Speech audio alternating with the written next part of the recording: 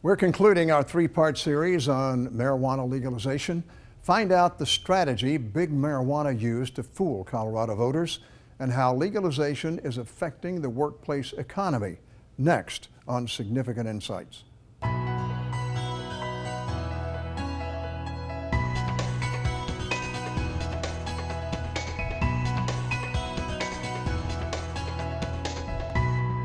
Welcome back for the conclusion of our three-part series on marijuana legalization.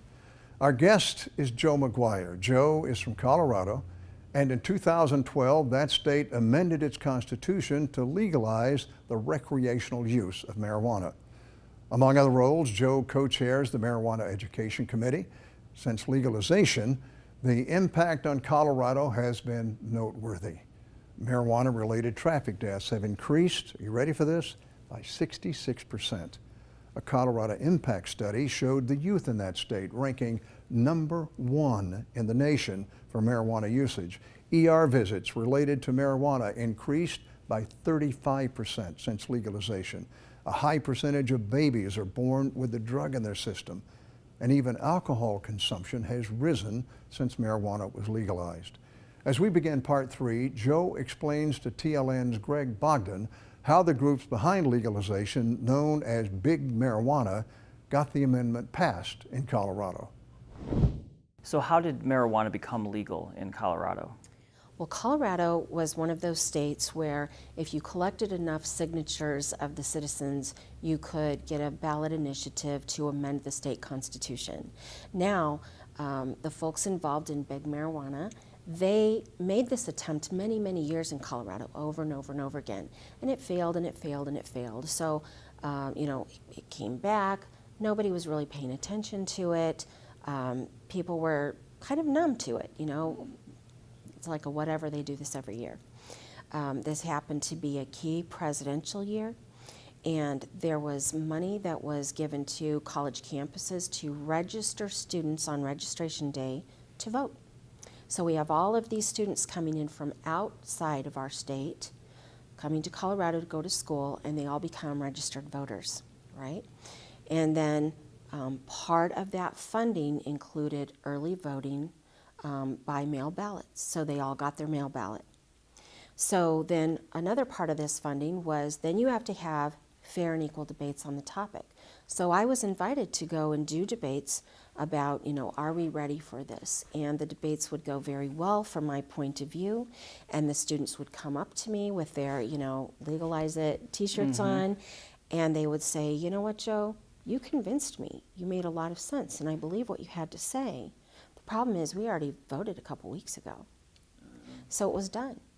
And you can look at the precincts in Colorado. You can go back and look at how this passed and where it passed, and you can see in my own community, you can see where the college campuses were located, that's where those votes came in a little bit higher than the community members that have lived there for their whole entire lives. And my own community lost this vote by 15 votes. Wow. So you'll hear it's a mandate of the people. Mandates and landslides, those are words that are used, but these always squeak by. And then you have voters saying, wait a minute, how did this happen? And I remember in 2012 talking to legislators in my state and saying, we have to be paying attention to this. And they said, Joe, this is never going to pass. You sound a little crazy. Right. And, calm down. And I got to tell you, the morning after, I got a lot of phone calls saying, what in the world just happened? But these campaigns in every state are driven by what we refer to as Big Marijuana, and that's actually a self-titled, the marijuana industry name is a moniker that they use themselves. And the big three are NORML, the Marijuana Policy Project, and the Drug Policy Alliance.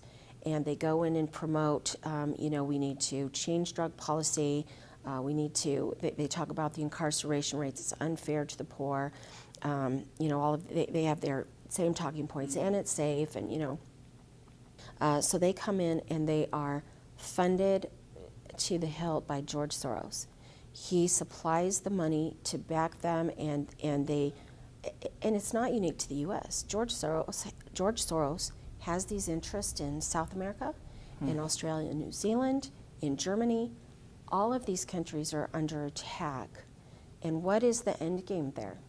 I think only Mr. Soros truly knows. But this industry is willing to take that money because their goal is normalize this so that it's no big deal. It's like you see someone smoking on the sidewalk. And I dare say we'd be more friendly to marijuana than we would to tobacco at this point. And we are being duped as a nation by someone who has an agenda to destabilize our country.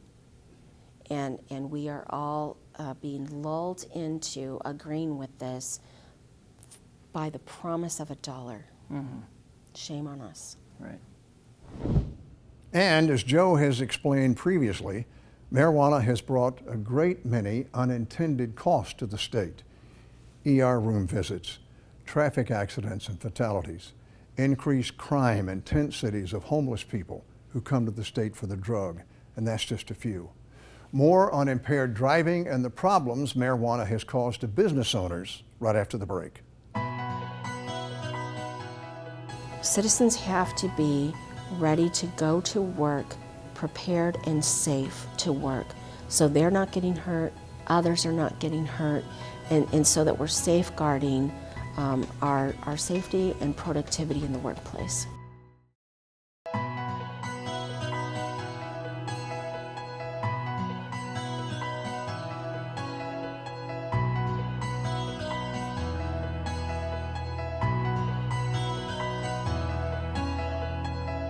Welcome back. Today we're concluding our three-part series with drug educator Joe McGuire about marijuana legalization. Her state of Colorado legalized marijuana in 2012.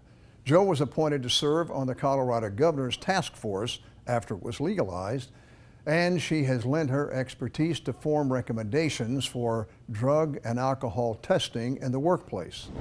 So when we see the legalization, one of the things obviously I think a lot of people question is how is it affected as far as driving under the influence? Where are we seeing that lie in Colorado? Driving under the influence is a huge problem that is yet to be resolved anywhere marijuana is legal. One of the primary reasons for that is we do not yet have an impairment test for marijuana. And I hear all the time, if we would just put the money toward an impairment test, then it'll be okay, it'll be safe, and it'll be fine. Well, the federal government has spent hundreds of millions of dollars sending grant funds to researchers who are working to create a solution. The problem is we want a breath test like we have for alcohol. Marijuana is not excreted in the breath. That's not how it works. So what is being worked on, I guess you could say right now, the process is trying to create a device that is sensitive enough to capture a measurable amount of oral fluid that may be excreted, like when you blow out your birthday candles if you accidentally spit on one of them. So if you can have someone blow with enough saliva in their mouth to capture something that is measurable, that would measure the active THC in the saliva. And we do have. We have some wonderful oral fluid devices out there right now, but these are things that are lab-based, so you have to soak the end of the sponge. It could take 5 or 10 minutes. You put it in the solution. It goes to the lab, and then you have days before you get those results, so it's not the same thing. We want something instant. Now you have to have an impairment standard, which we do not have. It took us 20 years to create an alcohol standard that we could all relatively agree on and that would hold up in court. Right now in Colorado, we've set a 5 nanogram standard in whole blood of active THC as a measurement. It's a literal shot in the dark. There's no science behind those 5 nanograms. So we also made it contestable. Well, lawyers are going in and they're successfully arguing, defense attorneys are arguing that if someone uses marijuana regularly, they build up a tolerance, therefore they're not impaired, therefore they should not be convicted, and juries are buying it. So people have been 4, 5, 6 times the legal limit, and they walk scot-free and are acquitted. No DUID in our state. So we go back to this impairment standard. We have yet to agree upon that. We could force it legislatively, but it has to trickle down into the court system. And then what does it mean? Is it a true impairment standard, or are we just going to decide that we're going to draw some lines in the sand? We could go either way with that. But we don't do those things quickly in our country. Typically, they take decades. So let me go back to the technology. For an impairment test, toxicologists who are working on this say this is still decades away. They're trying everything they can to expedite the process, but we're trying to create something that is very difficult, very complicated, and is just not natural to our body chemistry and how cannabis is processed. So this is a complicated topic, and I'll tell you what, the consumer, when they take in cannabis, the same part of cannabis that shuts off your inhibitions, that tells you, I need more food, so you get the munchies, it also tells you, you're fine to drive. Many times people who are using cannabis do not truly feel the effect of the intoxication that they are actually experiencing. So, you know, with that in mind, all of this has to trickle down into, like I said, the court system, the laws that we make, the ability to capture this roadside and interpret this. We're nowhere close. And then we continue to have drivers who feel fine, get behind the wheel. AAA has done a study on the impact in Washington and Colorado and sent it up to the Department of Justice to say we are concerned with the increases of impaired drivers on the road and the amount of traffic fatalities that are occurring because users are very cavalier about this. And I'll tell you, it's just a can of worms when it comes to driving. I mean, if someone were to walk into our place of business today and they were, you know, to be drunk, obviously we could do a test and we could let them go for that. I mean, that would be a you know, dismissible offense. Without there being any testing, what do we do about the fact that someone could walk into work high, claiming they are or they're not, whatever they may want to claim? I mean, how are businesses being affected by this? Well, it continues to be a complicated issue. You'll have the marijuana industry that says, you know, presence and system testing is unfair because it is not an impairment test. What they fail to mention is that all drug testing, even alcohol testing, really is presence and system testing. That's what we have right now. That's what is available to us. So the fact of the matter is, most states have laws that say you can't be essentially punished at work for something that you did at home on your own time unless it negatively impacts the workplace. So you drink alcohol at home in the morning, you're intoxicated, you come to work, you've crossed a line because now you're under the influence at work. The same thing goes for marijuana. You do wake and bake in the morning, right? You get high, you come to work, you're under the influence. That owner of that company should be able to lawfully enforce their safe and drug-free workplace policy. The problem that we're having is that, again, remember, this is an industry that's addiction for profit, and this is all about the money for them. Their goal, and how I back this up, is NORML, the National Organization to Reform Marijuana Laws. They issued a press release in February of 2017 stating that they were forming a national coalition to shape workplace drug testing.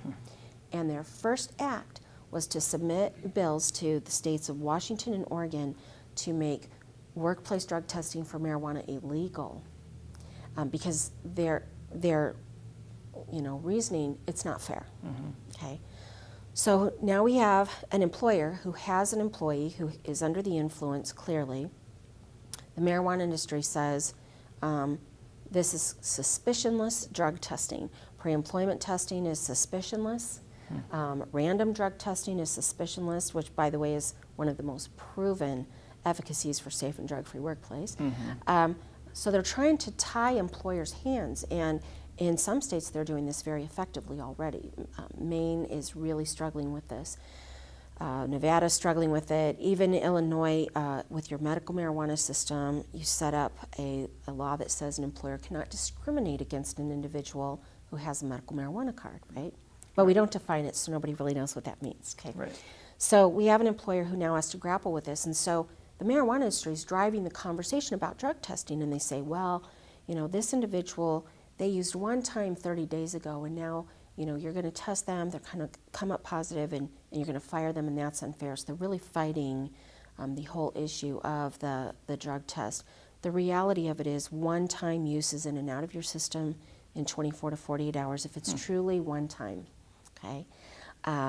Regular, consistent use is going to show up. That is true. But regular, consistent use means that there is a buildup of THC in the brain, and that with that toxicity built up in the brain residing there, people have trouble with multi-divided attention tasks and learning new things and, you know, long-term memory and that type of thing. So it is still a problem. So, you know, I am part of a coalition that is actually advocating for employers' rights to maintain safe and drug-free workplaces because their rights are under attack by the marijuana industry, who has a directive to stop employers' rights, because that's where they see a place that this can all be limited. Yeah. And the bottom line is, citizens have to be ready to go to work prepared and safe to work, so they're not getting hurt, others are not getting hurt, and so that we're safeguarding our safety and productivity in the workplace. Additionally, employers are dealing with the fact that it's very hard to find employees who can pass the pre-employment test. We have case after case of, you know, 2 out of 12 employees can pass the pre-employment test, or recently we heard of a company that did 75 interviews to find 15 qualified employees. So the average business owner loses $7,000 a month in lost revenue due to employee substance abuse. We know with marijuana use specifically, there are significantly higher accidents, injuries, absenteeism, loss of productivity. These are places where people are bleeding out money in their business world. And the small business owner is particularly impacted.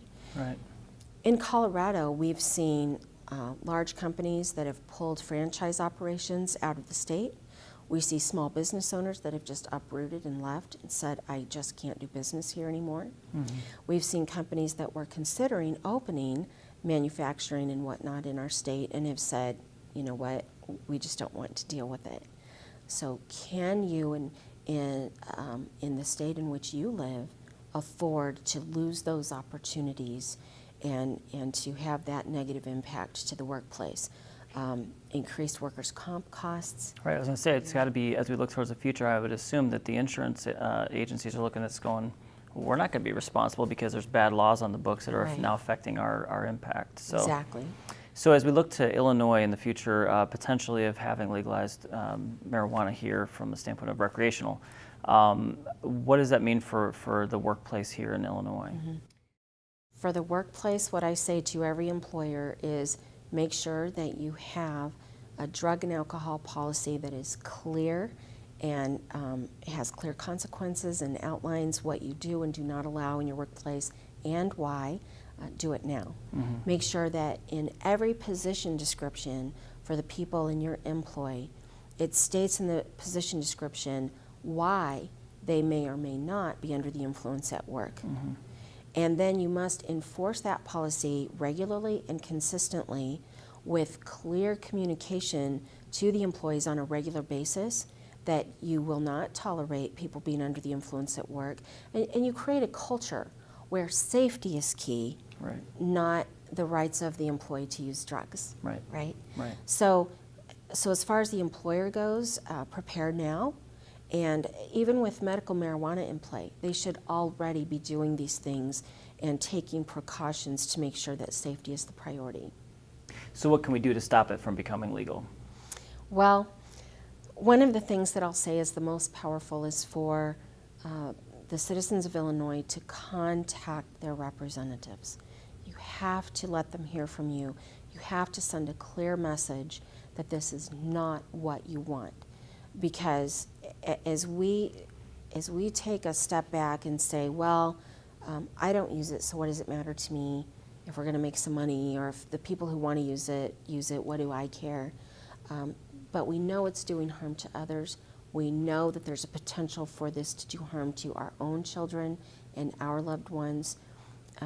We have to take a look at the fact that, is it productive for our state, for our cities, our communities, our country to become stoned, right? Is that what we want? And it is time for us, and it is time for people of faith to step up and say, we do not want this, and give our legislators cover. Some of them want to stand up against it, but the intense pressure that they are under, and also not hearing from their constituents. If you do what your constituents sent you to do and you listen to who you hear from, they are hearing from the proponents. Believe me, they are hearing this is what the people want.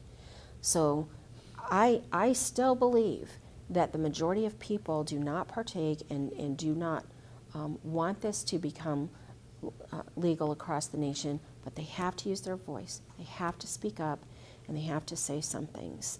And if you hear information that is new to you, tell others in your sphere of influence. Let them know, because people don't know what to expect. They think it's just a little pot, and it's a whole other world, and so we have to communicate.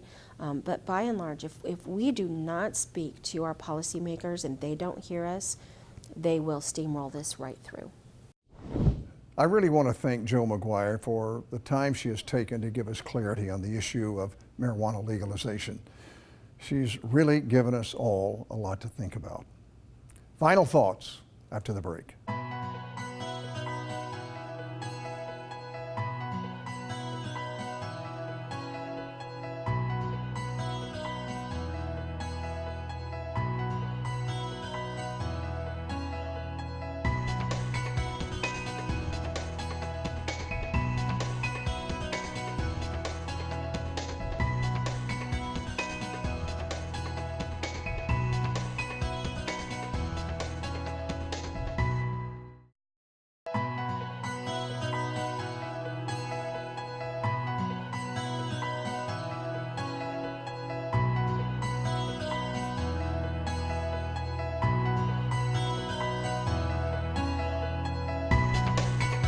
Welcome back. I would like to again thank Jo for taking the time to be with us on the program, because I think these three programs have been some of the most important programs that we've had in a long time, because it is such an issue and it is going to have such an impact on our nation.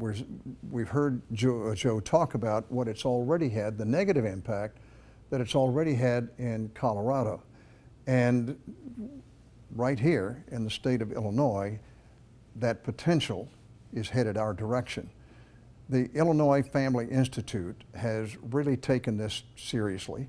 In fact, they're the ones who invited Jo to come into town to talk about this, and fortunately we were able to get her on our program. And there's a lot of information on the Illinois Family Institute website. I'd like to encourage you to go to illinoisfamily.org and dig into some of this information. Become knowledgeable on this topic. It is something that is headed to states all over the country, and in a lot of cases they're trying to find ways to kind of sneak it in. And those of us who want to take a stand against it have to really know the information and take a stand and let people know you're against this. And when it comes time to vote on it, be sure and go to the polls and speak your mind.